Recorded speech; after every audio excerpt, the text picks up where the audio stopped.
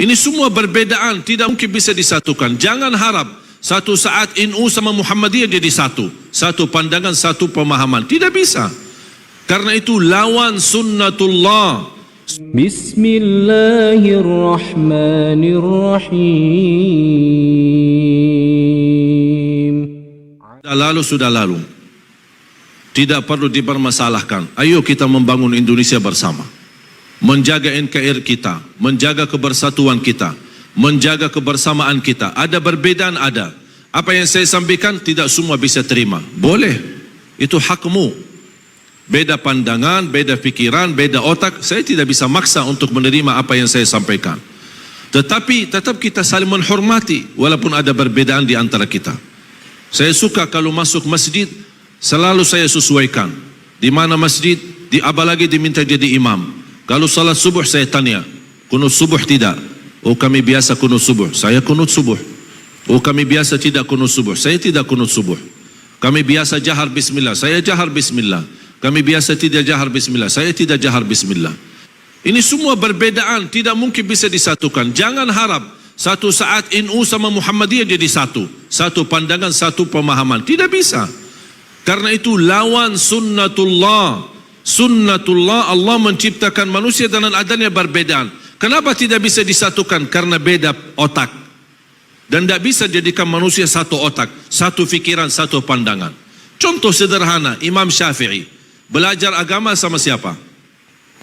Muridnya siapa? Imam Maliki. Imam Maliki gurunya, tapi kok bikin mazhab sendiri? Tidak pernah Imam Maliki protes. Kok selama belajar sama saya terus bikin mazhab sendiri, enak-enak sih? Tidak pernah protes. Tidak pernah Imam Maliki berkata Imam Syafi'i sesat. Beda pandangan. Bahkan Imam Syafi'i sendiri punya dua pandangan, dua mazhab. Saya pernah baca satu buku sangat bagus.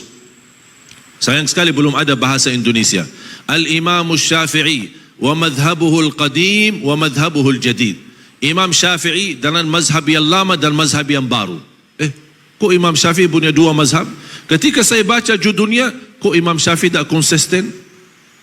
Tapi begitu membaca dalamnya, subhanallah, terlihat kekayaan ilmu Imam Syafi'i yang mampu menyesuaikan. Ketika dia berada di Irak, beda ketika dia berada di Mesir. Beda budaya, beda kebiasaan, beda lingkungan, beda suasana. Makanya dia bisa menyesuaikan dengan ilmunya, cocok di Mesir dan cocok di Irak. Saya yakin kalau Imam Syafi'i masih ada, apalagi datang ke Indonesia, ada mazhab yang ketiga yang cocok dengan selera orang Indonesia. Dan perbedaan itu bukan berarti Islam, memang Islam satu, Quran satu, Nabi Muhammad satu. Apakah dasar Imam Maliki membawa agama Quran dan Sunnah? Dasarnya apa Imam Maliki? Quran dan Sunnah. Terus Imam Syafi'i apa dasarnya? Quran baru beda, Sunnah baru beda atau sama? Tapi kalau memang sama-sama membawa Quran, sama-sama bawa hadis, kenapa ada perbedaan? Bukan beda sumber agama, tetapi berbeda memahami isi Al-Quran. Yang terjadi beda pemahaman, bukan beda sumber agama. Mereka tahu semua kembali kepada Sunnah, semua kembali kepada hadis, semua kembali kepada Al-Quran. Tapi memahami isi Al-Quran dan memahami makna hadis. Jangankan berbeda antara Imam Maliki dan Imam Syafi'i, antara sahabat yang guru mereka adalah Nabi Muhammad sallallahu alaihi wasallam, yang mereka ahli bahasa Arab murni, yang memahami bahasa Arab, yang memahami isi Al-Quran, tidak perlu dijelaskan. Tetapi banyak hal terjadi berbeda pemahaman di antara sahabat, sedangkan Rasulullah SAW membawa satu perintah. Kisah yang masyhur, hadis yang masyhur, hadis kisah Yahud Bani Quraidah. Ketika Rasulullah SAW memerintahkan mereka, kalian salat asar di Bani Quraidah. Mereka salat zuhur sama Rasul, kemudian berjalan menuju menjalani tugas ke kampung Bani Quraidah. Apa perintah Rasul? Jangan kalian salat asar kecuali di Bani Quraidah. Kalian salat asar di kampung Bani Quraidah. Rombongan sahabat jalan, di tengah perjalanan masuk waktu asar. Tolong perhatikan kisah ini.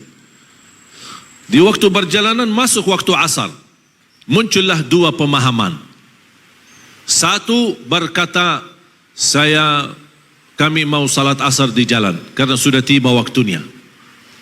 Golongan B berkata, mohon maaf, kami diperintahkan Rasulullah salat asar di kampung Bani Quraidah. Beda pemahaman.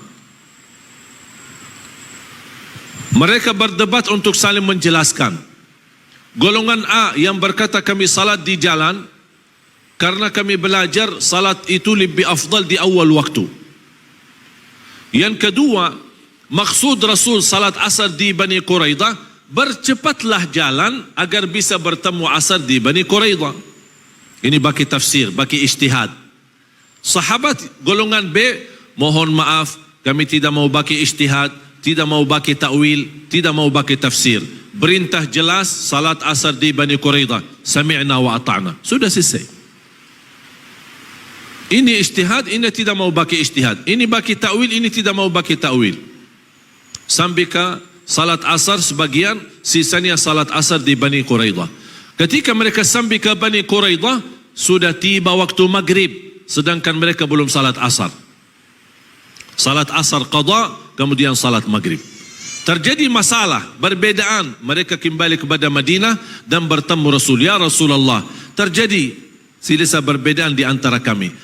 Ada yang salat di jalan, ada yang salat di kampung Bani Quraidah, padahal sudah masuk waktu maghrib. Yang benar yang mana ya Rasulullah?